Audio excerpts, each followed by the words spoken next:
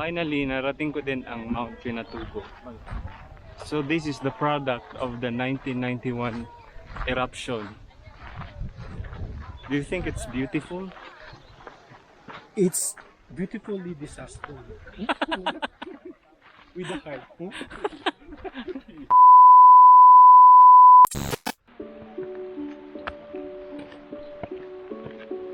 Few minutes away. Finally, after almost 2 hours of trekking, we safely arrive here in the peak of Mount Pinatubo.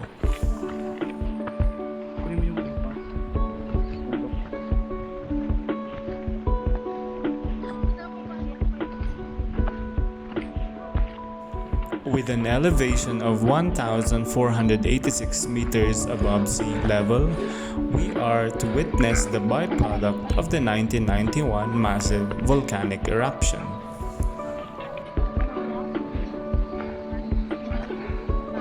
And as you can see, this tour that we joined is really crowded. Aside from the military exercises in the area, various groups of mountaineers are here to witness the beautiful disaster produced by nature. Finally, nakarating kami ng crater.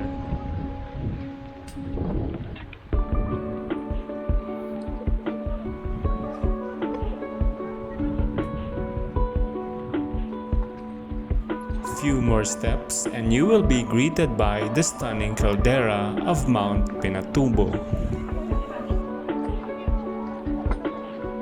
Hindi, kung gusto niyo muna po ma'am mag-picture doon. Jump mo. Dito mo naman po. Doon na lang tayo, Yag. Doon na lang tayo. Tara. Well, you might ask, how did it create a beautiful crater lake like this? To find the answer, let us look back a few decades ago and figure out how it all started.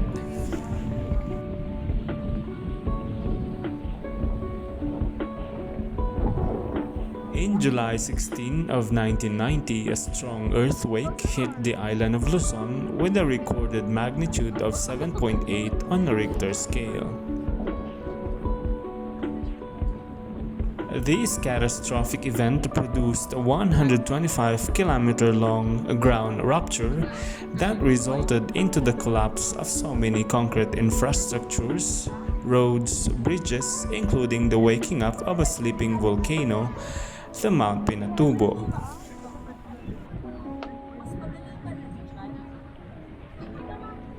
A year after, in June 15 of 1991, Mount Pinatubo erupted and was considered the second largest terrestrial eruption of the 20th century, after the 1912 eruption of Nubarukta in Alaska.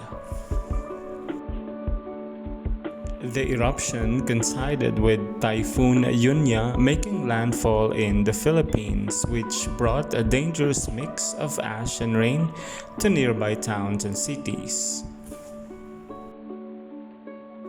It also severely damaged surrounding areas with pyroclastic surges, pyroclastic falls, and later flooding lahars caused by rainwater and remobilizing volcanic deposits.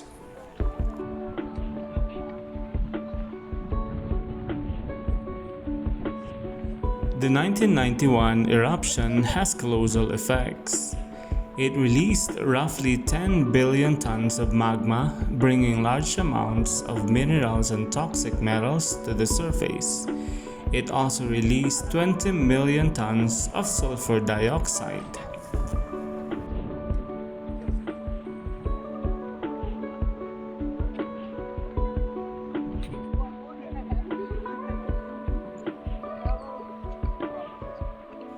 Due to the demands of tourists visiting the area, local government paved a concrete road going up and down to the crater lake, and so we embarked to go down and take a closer look of the colossal caldera.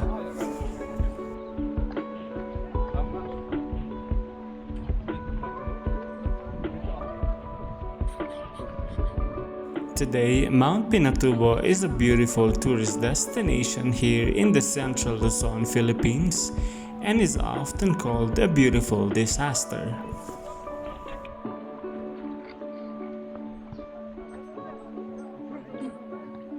It would take another 15 to 20 minute descending trek going to the crater lake.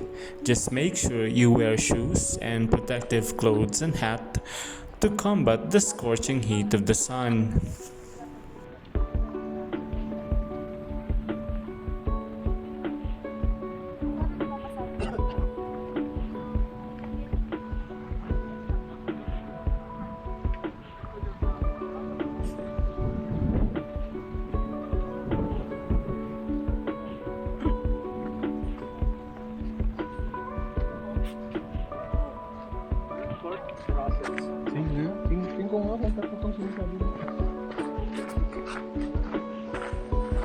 So we are going to the crater of Mount Pinatubo. See how crowded this area is. But it's really beautiful. The Caldera is a safe place to visit and is closely monitored by local officials. The crater of the volcano turns into a beautiful lake that is 2.7 kilometers wide, and the water is blue, which reflects the color of the sky.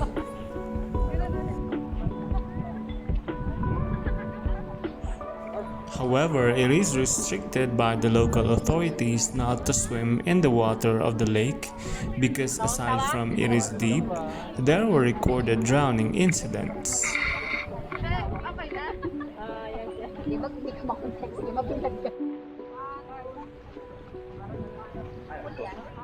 Lush vegetation of plants and some fishes can be seen at the crater lake, indicating a healthy mineral deposits in the soil that were emitted by the volcano.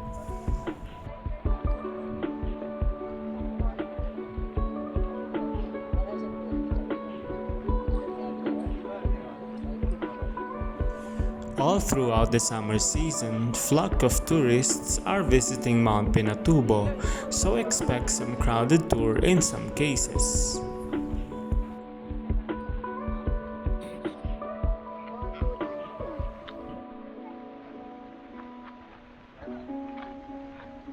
Finally, narating ko din ang Mount Pinatubo. So this is the product of the 1991 eruption. Do you think it's beautiful? It's beautifully disaster. With the heart. The universal.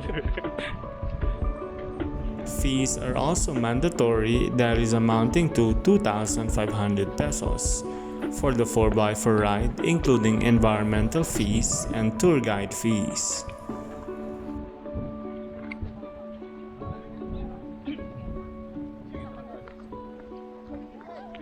We are finished with our trek before 12 p.m. and are ready to return back to the base camp. Overall, being with nature is worth all the effort. Nothing beats memories and experiences. Thank you for watching, guys, and see you again on my next adventure.